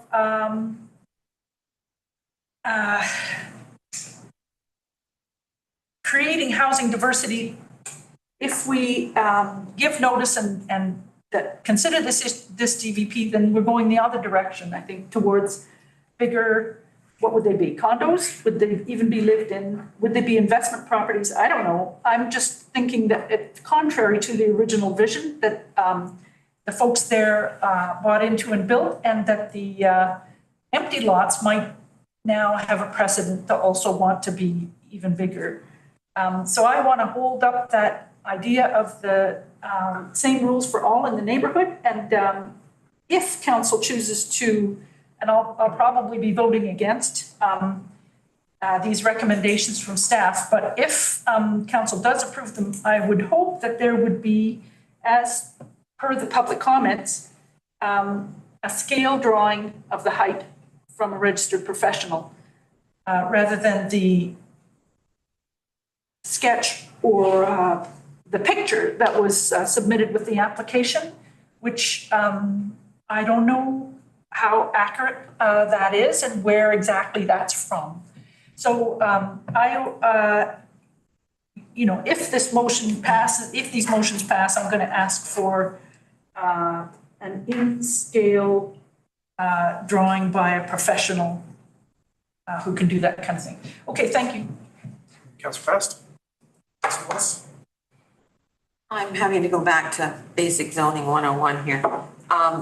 Okay, the maximum dwelling size hasn't changed, but they want an increase for the FSR. So I'm just having, but the maximum dwelling size is the current zoning, so they can build something. So how's maximum dwelling size calculated? Through the chair, the way the zoning works, there's a maximum FSR, so maximum floor area of a building, and there's a maximum dwelling size. That footprint? Sorry, it's the overall floor area of the building, but the way the zoning works on those lots, especially the duplex lots on the top, is that if they maximize their FSR, where it doesn't provide enough for both dwellings in the building to be the maximum dwelling size. So if it allows them to be 140 square meters each, but instead the duplexes that exist now, I think each dwelling is about 120 square meters. Like there's not enough floor area in the whole building to make each dwelling hit the maximum. So the way the zoning was set up was allows a maximum floor area, and then you could make one of the dwellings bigger and one smaller, or you can have two the same size, but they're going to be smaller than the maximum. So basically the maximum floor area gives them the maximum dwelling size. Maximum FSR gives what they're asking for, gives them the 140 square meters maximum dwelling size. Yes, lets them come closer to that maximum dwelling size. So it's, but all the others And if they were two duplexes on two separate lots, would they have a bigger FSR per duplex? Or they still got the problem the others would have? I guess I'm gonna have to sit down with the maps and run the numbers. I'm just trying to confuse that they're getting the maximum dwelling size per the zoning, but they're not getting the maximum FSR per the zoning. They need more to give them the maximum dwelling size. Why did we set something up where the FSR didn't give them the maximum dwelling size? Don't ask me to remember why we did it. Okay, thank you, Councilor Morse. I have no issue with issuing notice on this. I'm curious to hear what the rest of the neighborhood might say on a project like this. I feel like I'm mixed between some of the other comments that we've seen here previously. I'm concerned about the existing letters that we've got that aren't in support. I think given the nature of the Foxglove development that and how tight those properties are together and how close they are to Bowen Court, that the weight of those neighbor letters is significant, I think. That said, we know that we're in a housing crisis nationally. And whether it's rental housing, whether it's housing to own, whether it's non-market or market, we just need more housing, period. And it doesn't, in my view, it doesn't necessarily matter what type of housing is being built. To that end, I think the recommendation to refer it to the Advisory Planning Commission, the Advisory Design Panel is a good one. I'd like some of their professional and community opinion on it. The ability to see some more detailed site drawings and context of the other buildings, I think, is going to be important as well to make a decision like this. Again, because those properties are, I think, some of the, if not the most tightly packed properties that we have on the island, that it just makes sense to see how they fit in context with the landscape. But ultimately, I have no issue with notice because it's just going to get us more opinions as well as the referrals to the committee. And I think that there will be a fulsome discussion of whether this gets approved or not when the time comes to make that decision at a future meeting. With that, I'm curious as to, yes, Councillor Wake? Question for Mr. Martin. Is there any reason why the owners of this building couldn't live in one side and one part and have a short-term rental in their building? And whatever the answer to that is, I guess it's the same for the existing buildings, but just given the struggle we're having with enough housing for residents, it would be a shame if something that was so purposefully designed for affordable housing for people living full-time on Bowen, if they turn it into short-term rentals. So there's nothing stopping them, I guess, right? Through the chair, the zone permits the residential guest accommodation use. So it's permitted in the zone as it is in most residential properties on Bowen.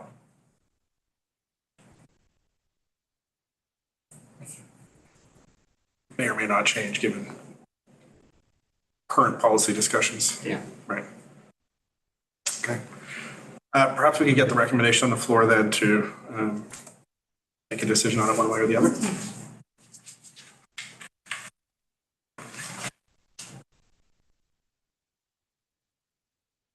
I'm prepared to move the recommendation as printed. Do you want it all read out? Yes. Notice be given that council will be considering the issuance of development variance permit DVP-2022-0282 for the variance of maximum floor space ratio for 1104 and 1108 Foxglove Lane, legally described as Lot 10, District Lot 490, Group 1, New Westminster District Plan, EPP 77831. PID 030526906, and Lot 9, District Block 490, Group 1, New Westminster District Plan, EPP 77831, PID 030526892 at the February 26, 2024 meeting of council. Further, the council authorized staff to give notice for the consideration of the issuance of that development variance permit, DVP 20220282, in accordance with Section 499 of the Local Government Act, to all properties within 100 meters of the legal boundary of 1104 and 1108 Foxglove Lane, legally described as Lot 10, District Lot 490, Group 1, New Westminster District Plan, EPP 77831, PID 030526906, and Lot 9, District Lot 490, Group 1, New Westminster District Plan, EPP 77831, PID 030526892, and the council referred DVPs 20220282 to the Advisory Planning Commission and the Advisory Design Panel for a recommendation. Moved by Councillor Getty. Seconded by Councillor Morse. Any further discussion? Councillor Wake? So I don't think it's necessarily a bad idea to refer this and broaden the discussion a little bit.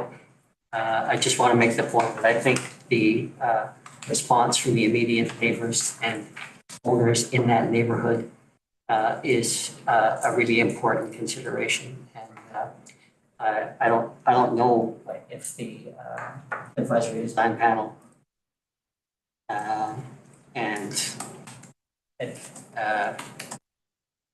APC, Advisory Planning Commission, but I don't know if they're going to address that. It feels to me like that's more our concern than it is typically a design feature as to whether or not this is going to set a precedent.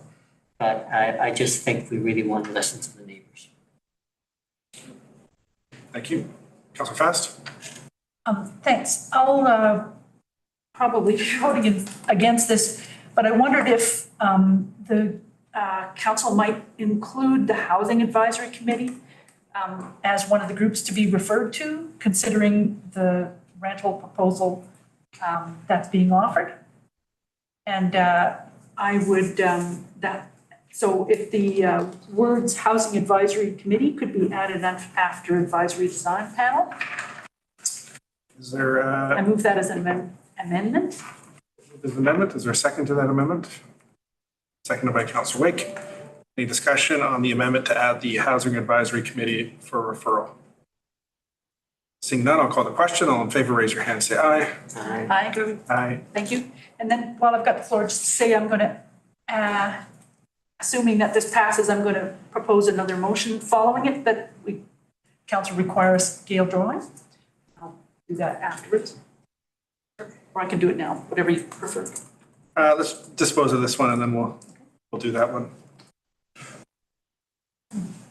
Any further discussion? Seeing none, I'll call the question. All in favor, raise your hand, say aye. Aye. Aye. All opposed, raise your hand, say nay. Okay. So that the motion carries with Councillor Wake opposed. My recommendation to the developers is that it sounds like the community engagement here is very important. So I would encourage an interaction with the neighbors. And over to Councillor Fast. Thank you. I have an additional motion relating to the request from some members of the neighbors. That council require a scale drawing be prepared or confirmed by a qualified professional of the height of the proposed ridge line and potential impact on views from Beaufort Court. That's clear. Councillor for second. Councillor Getty seconds. Any discussion? Call the question. All in favor, raise your hand, say aye. Aye. Aye. Any opposition? That carries unanimously. All right, thank you, Mr. Martin. Moving on to 8.7, an update from our CAO. Thank you, Mayor. First wanted to start with a bit of a shout out to our Public Works roads crew and handling the dearth of snow last week and very difficult conditions. The road snow was very slippery and challenging. And unfortunately, many cars ended up in the ditch.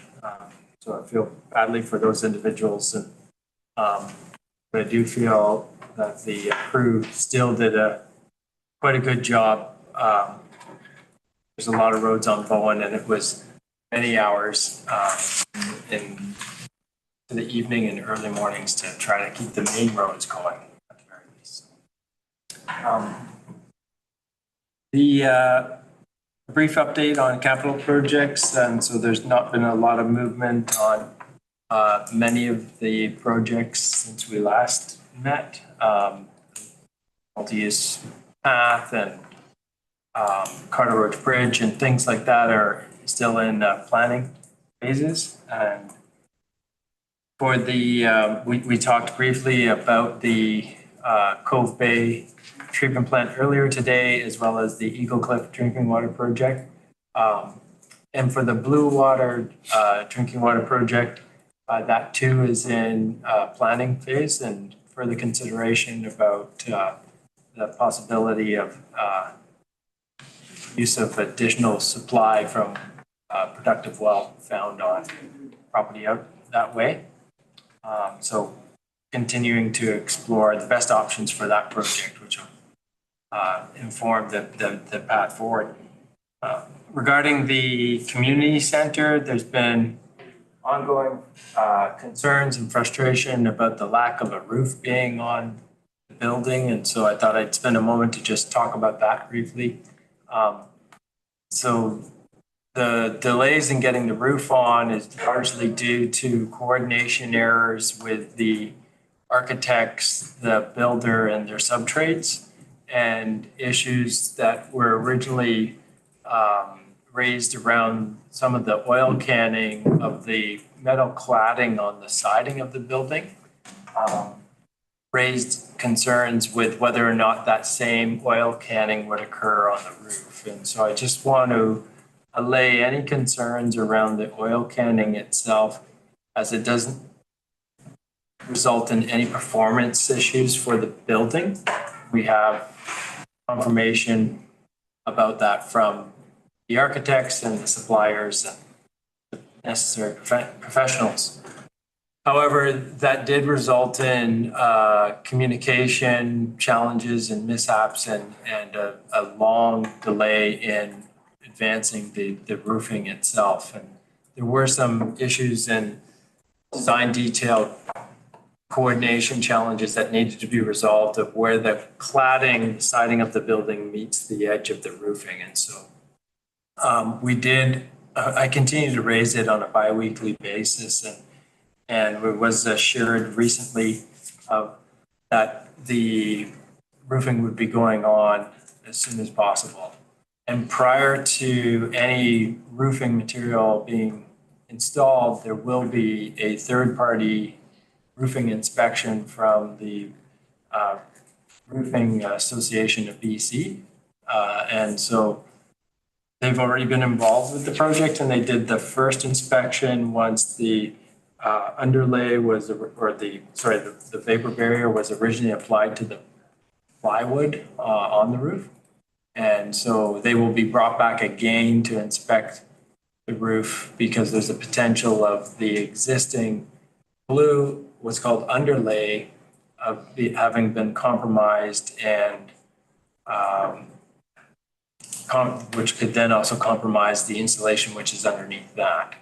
And so I feel very confident that any inspection from that roofing professional will be done properly and done well, and that any of the outcomes that they recommend will be addressed accordingly prior to the metal roof going on. And so while I'm frustrated and not happy to have a roof on, I still feel confident that when we do get a roof on, it'll be done properly. On the interior of the building, it's pretty exciting inside. There's a lot of activity happening inside, finishing work that's occurring. Most of the drywall is up in the majority of the spaces, including the window glazings and some of the rooms that are really helping the facility take shape and give the real feel of what the individual spaces will be like when it's complete. And last week they were putting up the double drywall, so it's double boarding in the large multipurpose room for added soundproofness. And so that was pretty exciting to see that going up. And there's drywall taping and mudding occurring as well. So that room is really taking form and shape too.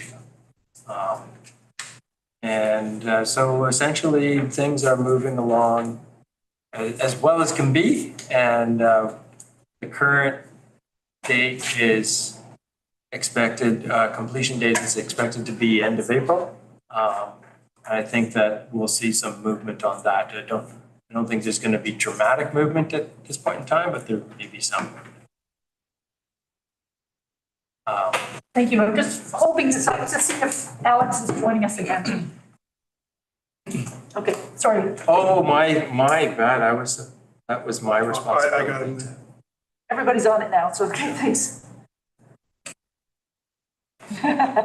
Thank you. Sorry about that. Fast. Sorry about that. I just texted him. Okay, thank you. Distracting. Ask a question. Yep. All good. Do we have a date for, and a person lined up in terms of the roofing inspection? Well, I don't know about the individual, whether it be the same inspector, and I don't know their name, but I don't have a date.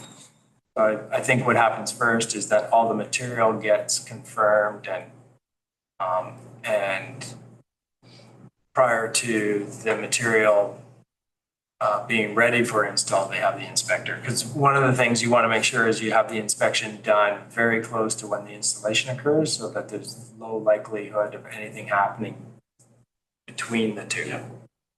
So I'm not sure how close they are to actually install. My sense is that the inspector can show up fairly easily.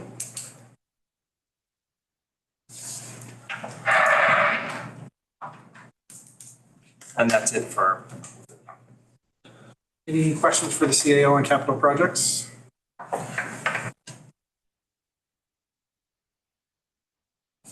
Thank you, Liam. Moving on to correspondence 9.1, Janelle Simpson regarding Hummingbird Lane Municipal Road allowance dated November 12th, 2023. We have Ms. Simpson's letter as well as comments from staff. Recommendation from staff, being that council not consider a request to purchase a portion of road right away on Hummingbird Lane. Are there any questions or comments or a disposition from council to move the motion? Councilor Morse? I've sort of been reading through it all, and unfortunately with the weather and whatever, have not been out there to actually look at the property. But if it is a buffalo jump to the water and not something where there'd be any, I just don't see why we might not consider her application. I mean, it's a useless piece of property maybe, and except through the adjacent property owners. So I would like us to go out and have a look at it before we make a decision. Best? Thank you. I'm, as so often, not on the same page. I think I agree with the staff comment there. For so many years, we've been, as in the official community plan and as noted in the staff comment here, as in the parks plan, the municipality has been aiming to acquire access to the sea. And whether they're steep or not, they all play a role in nature and songbirds and wildlife being able to move up and down, and connectivity between ecosystems, as well as people, adventurous or not, who might wish to make their way down to the water.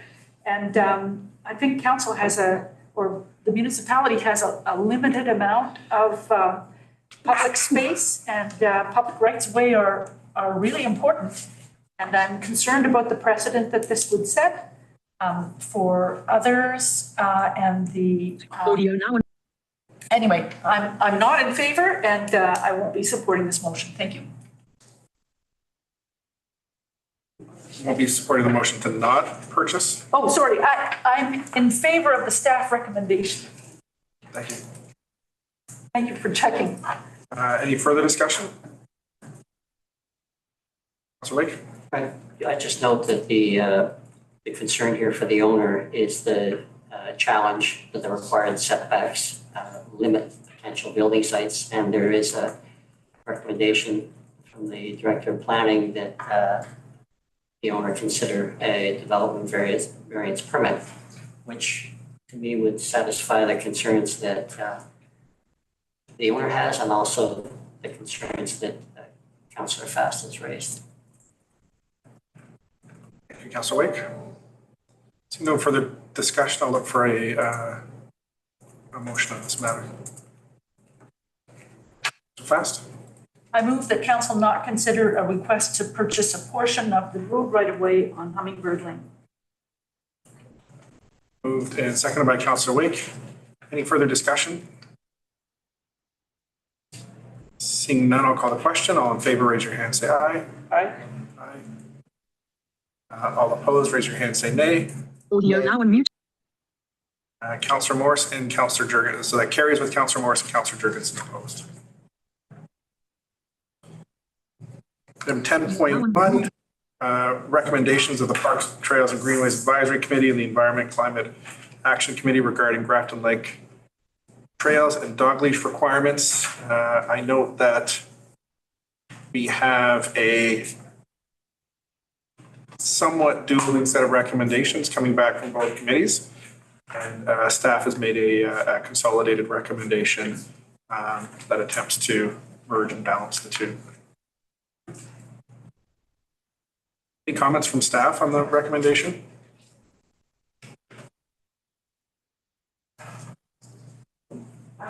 Sure, through the chair, I would just say that there is scientific evidence to support the negative impacts that dogs can have on wildlife and on water quality as well, and some evidence to support that those impacts can be reduced by keeping dogs on leash, which is, part of the reason for the recommendation. But for Grafton Lake, it seemed like a pretty obvious area that would benefit from those protections, given that it's drinking water, that there are wetlands and riparian areas. Those areas are sensitive to disturbance.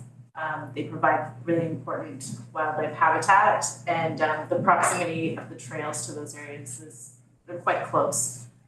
So it seems fairly clear that that area would benefit from additional protections.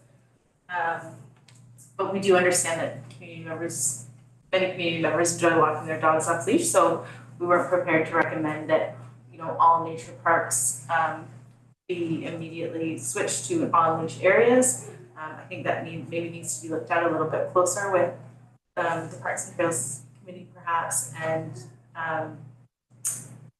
just to make sure we're providing equitable kind of recreational opportunities across the island for people with different abilities, and that we're balancing that with environmental benefits. Thank you. Questions or comments from council? Councillor Morse? I don't have a problem at all with the consolidated staff recommendation. My concern is confusion to the public, and I have emailed with the bylaw officer with respect to this. Dog control bylaw only designates one area, being Schedule A. So that Snug Cove is an on-leash dog area. I think people are going to look for where I can and can't walk with my dog. They might look to the dog control bylaw. So I think we need to consider amending the dog control bylaw as well, because you're not going to be able to enforce it.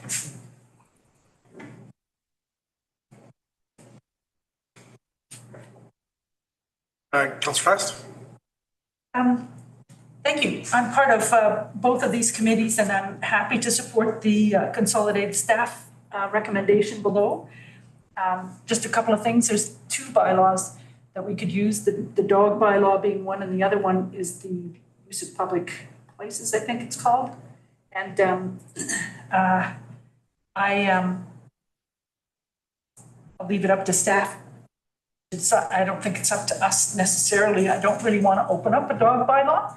My experience in managing other parks and natural spaces is that there's a lot of passion for dogs and trails, and that opening up an issue like this could take a lot of council time, and unless there was a specific real need, I think we should just go with the staff recommendation for the reasons that the park planner has mentioned.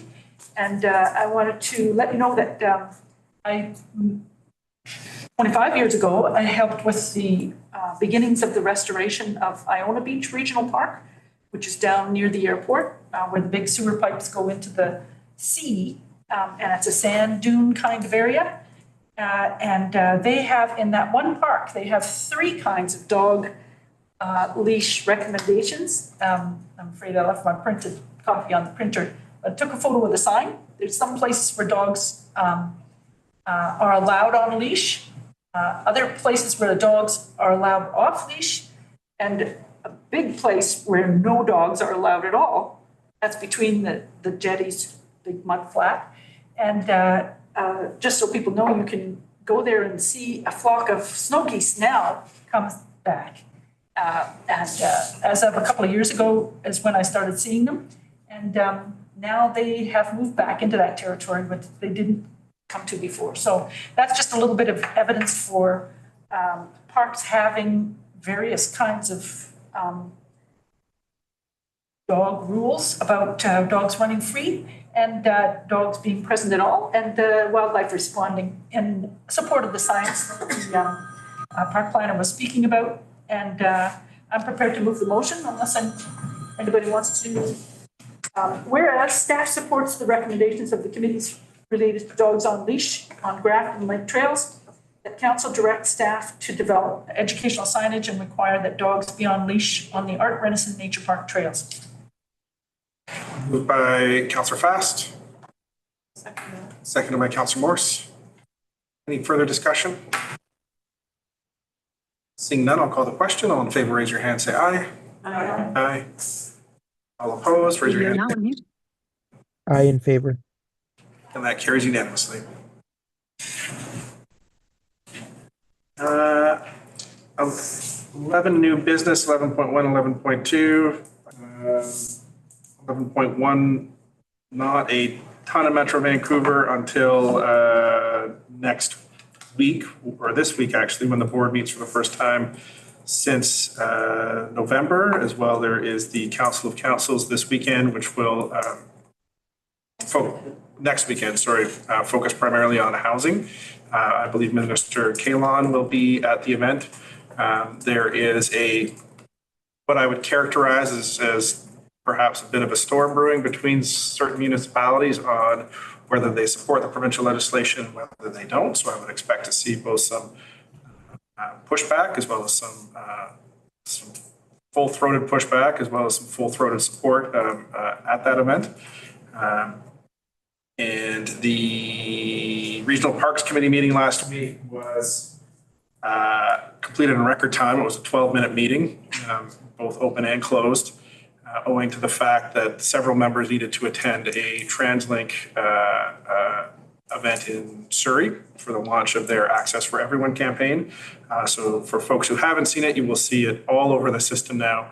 A QR code that takes you to accessforeveryone.ca, which is effectively a plea to the public to write your elected officials to fund TransLink's 10-year priorities, which represents a $2 billion investment in transit over the next 10 years, which involves everything from massive investments in active transportation networks to 50% increase in bus service, bus rapid transit, all of those pieces.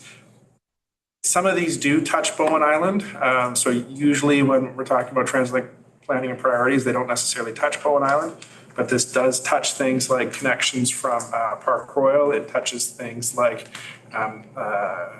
grants for regional greenways and trails. So the Access for Everyone campaign is certainly important. And if the 10-year priorities get built out, not only from an active transportation standpoint, but from a public transit standpoint, you would be able to take some form of rapid transit from Horseshoe Bay all the way to Metrotown or Surrey. So it would lead to a highly connected region. Climate Action Committee is looking at big moves they can make to quicken their Climate 2050 priorities. So there's a recognition that the region is lagging behind in its GHG reduction targets. And they're looking at how can we accelerate them, given the importance of climate change in the region and what we're seeing particularly here in the summers. And I think that is it for Metro and Translink. Yes. At the January 10th Regional Parks meeting, there was a fairly substantial report from staff about Cape Roger Curtis. Is that tabled for information, or was there any discussion? Just received for information, so there was no discussion on that. And that's a great point. I did receive some questions in the community about that one. I did make a statement on it at our last meeting, knowing that the Parks meeting was coming up. If you look at our January 8th meeting of council at 2 hours and 36 minutes and 30 seconds, you will find that statement, which basically says there's nothing coming to council here anytime soon.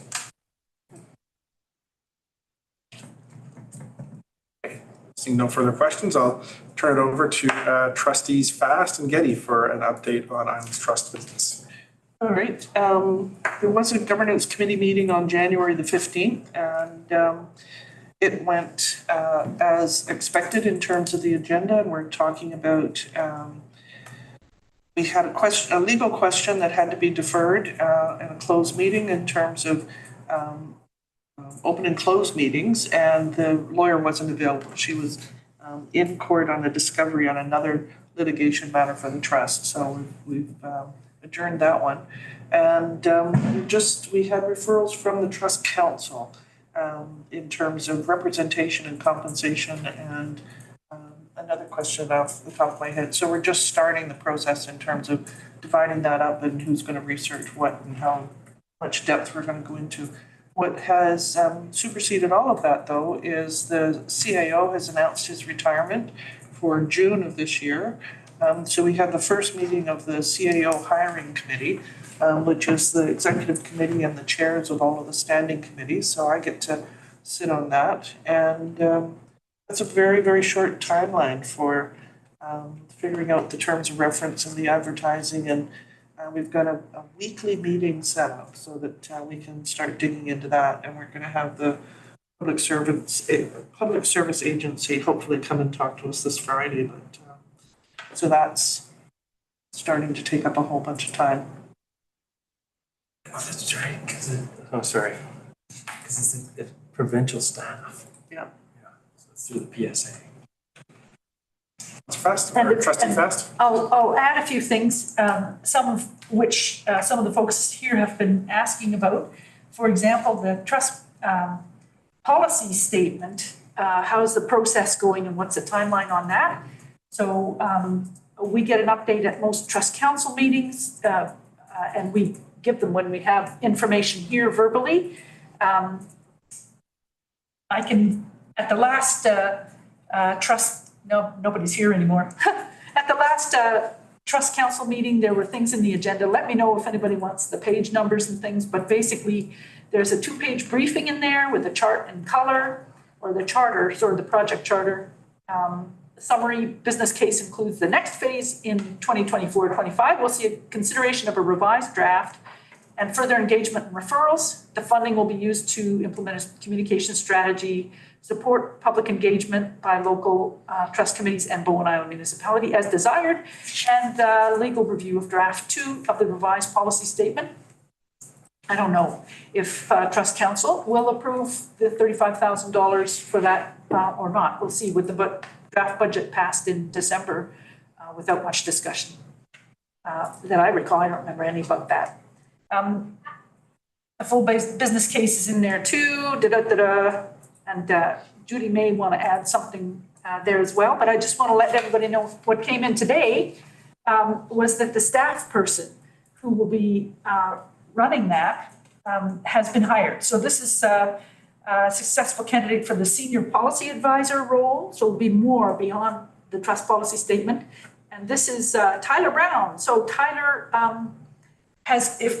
he's been an elected official on City of Nanaimo and Regional District Board, Cowichan, I think, or Nanaimo Board, sorry, and Board of Variance and all these kinds of things, as well as Planner 3 for the Cowichan Valley Regional District recently, and intergovernmental liaison, all kinds of things. So this is good news in that the interim staff person who's been filling that role will now be replaced by a permanent staff person in the senior policy advisor role.